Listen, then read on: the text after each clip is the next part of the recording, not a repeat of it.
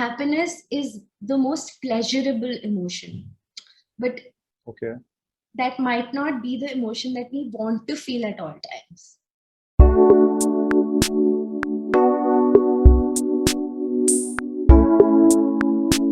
Just a formal introduction because हम कभी ऐसे as such मिले नहीं हैं.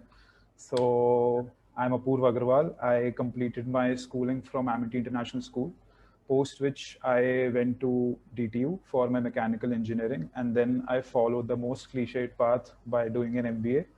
So I did my MBA from NITI Mumbai in supply chain management, and now I'm joining C8 Tires as a supply chain manager. So that is about me. If you could tell me something about you, or how is it going with you? Yes. First of all, I'm a psychologist. That I would just like to clear that out already, and I think we'll get into the differences of it a little later. Specifically, there are different kinds of psychologists, and the one that I am is a counseling psychologist. Okay. So I completed my bachelor's from Lady Shri Ram College, Delhi University. I went ahead and did my master's from Christ University, Bangalore. Graduated during the pandemic. So during the course of my training, I also started working as a school counselor in Bangalore itself. So I have I'm a certified school counselor. I'm right now advancing my training to be a certified movement therapy facilitator. Okay. I also hold a foundational level certification in career counseling. Recently, it's going to be a year, by the way, since I started my own practice by the name of Catharsis Counseling. 1st July is when we complete a whole entire year. Okay. And I founded Catharsis as a private practice, but over the year we've been able to grow and expand very decently. So we have another therapist on board. We have a group of interns who manage research and social media content. And that's where Catharsis is right now. We've also been able to hold a few group sessions, therapeutic sessions and group webinars in the past. And yeah, in my private practice, I'm seeing, usually I find myself working with young adults, but I'm very comfortable working with adolescents and young adults more than I am with other age groups, I would say. Okay. So I'll start with a fairly simple question, simple or a basic question, as in, because I feel still psychology as a subject, you will correct me if I'm wrong, is psychology as a subject still being frowned upon, or it's not a subject that is so heavily taken? Is it true or is it not? Like science and engineering and commerce, CA, is psychology being approached with the same intensity as the other subjects, or what's the case? I would say it's at a very nascent stage, but it's exponentially growing every year. Every year, the number of seats that you see in DU for psychology keep increasing. Every year, more schools are bringing out psychology curriculums in their 11th and 12th grades. And even for master's programs, new master's programs are being introduced every year in different parts of the country. So I think as a field itself, psychology is at a very nascent stage.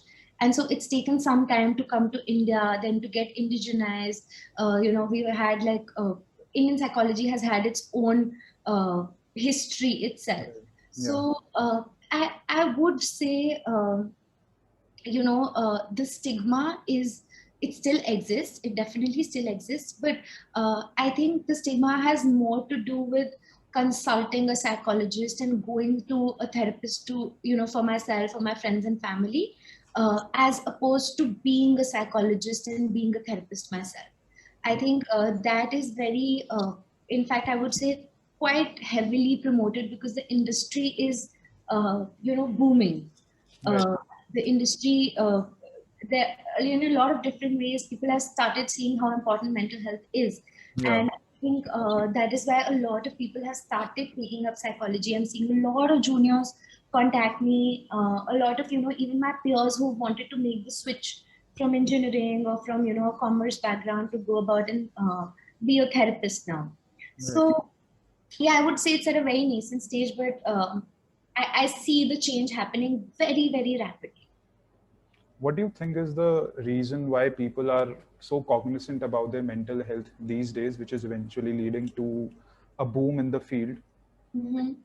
What do you think was the breaking point that when people realized, okay, that we actually need to increase the seats in DU because psychology is needed, mental health is an important issue? What do you think was where did this happen? Mm-hmm.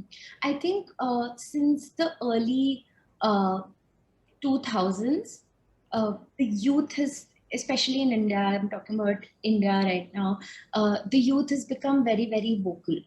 Earlier, and it was also because we were still, I'm not saying that we're a developed nation now, we're also still developing, but I think as a society, it's come like, as a society we develop, right? We go through different stages. So first we industrialize, we sort of look at how to earn our bread and butter, how to make sure that all citizens are getting, their basic Maslow. biological needs. Yes, Maslow's hierarchy. Yeah. Similarly, so if you're familiar with it, that's how we think of Maslow's in as an individual, right? But Right. even as a collectivistic culture, we go through the same steps. Right.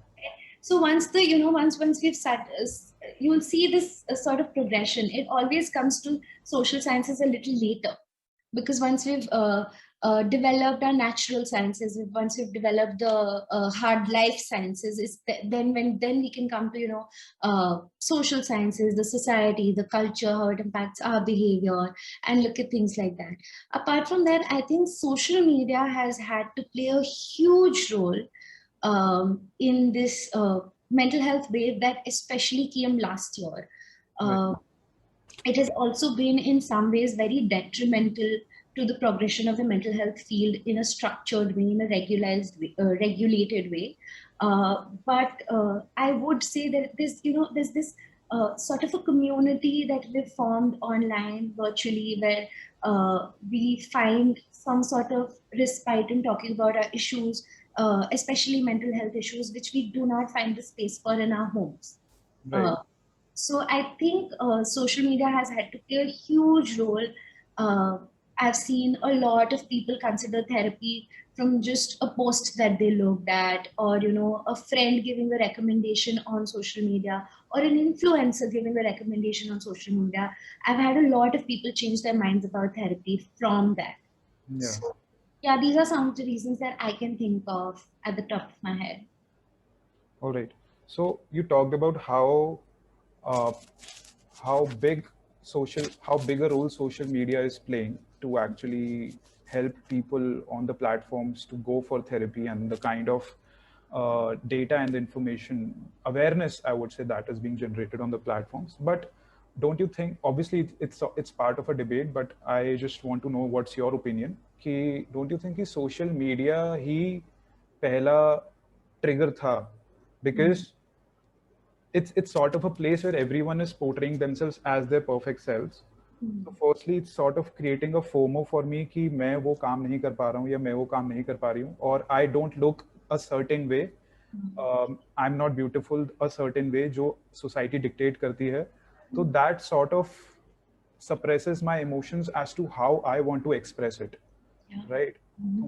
Don't you think that social media was actually the trigger for that? And then obviously you're saying कि हाँ, social media की वजह से there is a boom and there's this whole awareness, but it's like a एक ही coin के दो sides.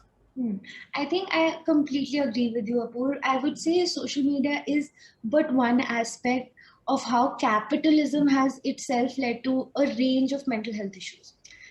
Even before social media, there were beauty products being sold to us saying this is the perfect body image, or how media looks at only one kind of relationship between a heterosexual man and a woman.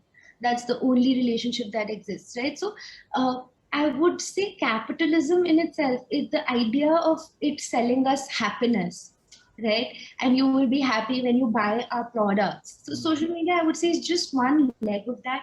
But I do agree with you, because at this point, all of us are consumers of social media, right? We might not be consumers of beauty products or a certain kind of TV show or a movie, but all of us are consuming social media, be it in any way, even if we're not on Instagram, which is highly unlikely in this day and age, but Right. we're either on LinkedIn or Twitter or Facebook, even WhatsApp to some extent, right? Yeah. So I think I agree with you there.